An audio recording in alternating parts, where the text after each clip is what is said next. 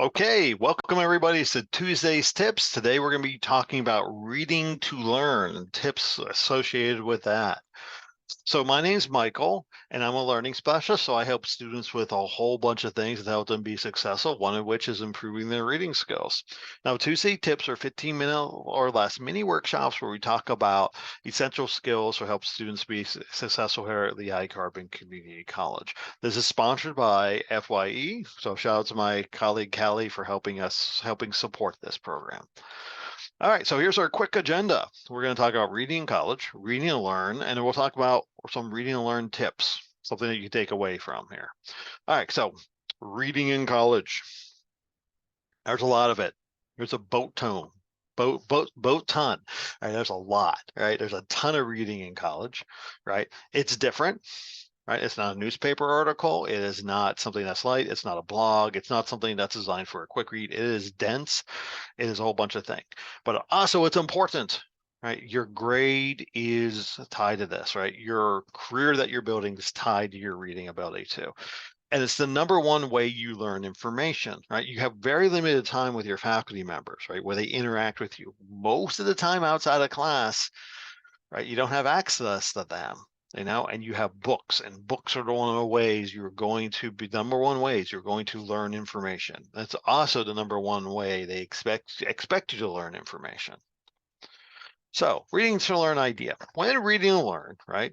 Your reading needs to be active, focused, slower, and intentional. Okay. So, because remember, when we're reading to learn, you are trying to learn as you're reading. So that process of reading is how you're trying to learn information. So it has to be active. You have to be engaged. It's not passive. You have to be focused. It's not a time to be distracted. It can't be fast. You have to slow down, then you can do it. And you have to be intentional. Your brain's not going to try to learn stuff passively. Again, you have to intentionally say, I need to learn these things.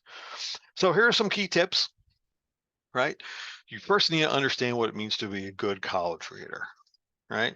You got to remember it's not a race. You're not trying to whip through this stuff super quickly, right? You're trying to read and learn, right? Your goal should be efficient understanding, not perfect understanding, okay? You need to be efficient understanding, which means you need to get the most of the ideas. You have to get a lot of the concepts, right? You don't have to have everything memorized. You don't have to be perfect with this stuff. So you be efficient understanding. That's why you have class. That's why you have to review things, right? That's why you have tests. That's why you have assessments to test your understanding, right? To reinforce your understanding. Your reading needs to be efficient, okay? Not perfect, efficient, right? So you also need to take a stock of your own reading challenges. We all have them. These are just some that occur, right, for everybody. People worry about they get bored, they get distracted, they have vision problems, their eyes get tired, right? Fluency, the vocab, their motivation. Can't find the main point, right? And sometimes, like I said, it's just boring. I promise you, something better is on TV right now. It really is. So instead of watching this video, there's something better on, all right? Same with your books. You always can think about there's something better, but remember your goal here and your career choice and the reason why you came to Lehigh Carbon Community College, right? So as a result, you need to adjust your reading style. Different types of materials require different strategies.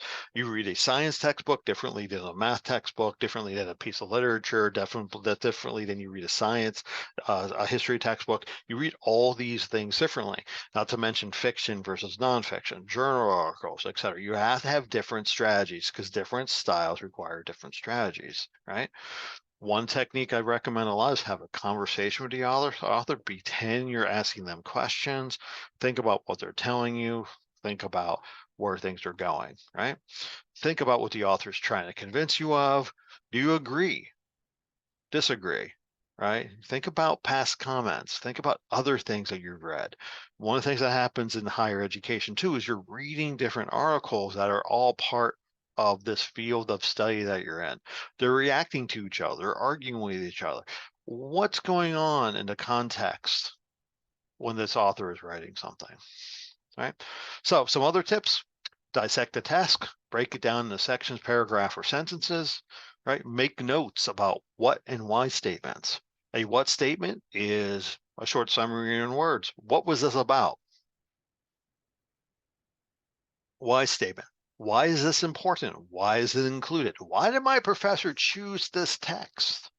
Why am I reading this story? Why am I reading this section, right? There's reasons for this. Think about those too. Also, take detailed notes while you're reading, right? Taking notes will help you stay active and engaged.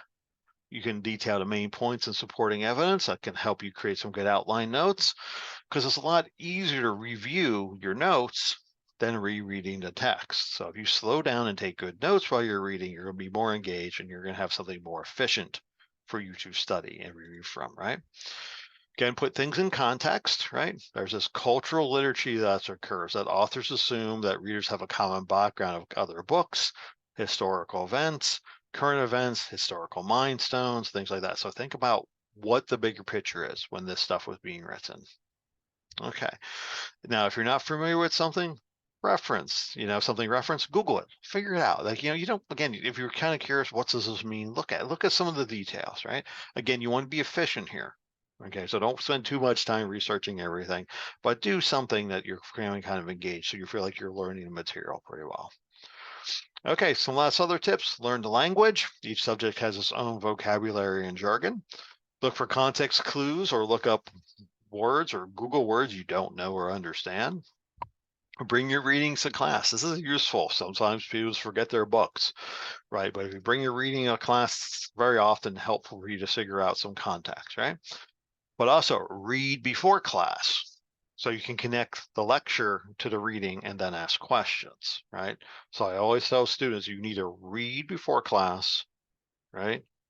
Attend class, then review afterwards. So you're learning it 3 times. You're exploring it 3 times. So you're looking at it in different contexts in different ways. So you're trying to get a bigger picture with this, right? Read selectively after class to fill in your gaps in your learning. Okay. Seek assistance if needed. Clarification is just as important for understanding. The tutors are here for you, your classmates are here for you, your professors are there for you. Just so you say, am I understanding this properly? Right? Be inventive. Think through your strengths and weaknesses about reading and apply them. Okay. Think about what you're good at and what's strong for you. Find what works for you. All right. So final key points here for today. Reading is the #1 way you access learning in college. Reading and Learn is about being active, focused, and intentional. So you don't need to reread the information, right? It takes work and practice, but one done successfully, you can learn more quickly, more efficiently. Okay. All right. Now there's a lot of different approaches to reading that can be applied to this concept. Seek assistance, reach out to me, reach out to another learning specialist, reach out to a tutor, find some different approaches that can kind of work for you. Okay. Right. So tell us what you thought.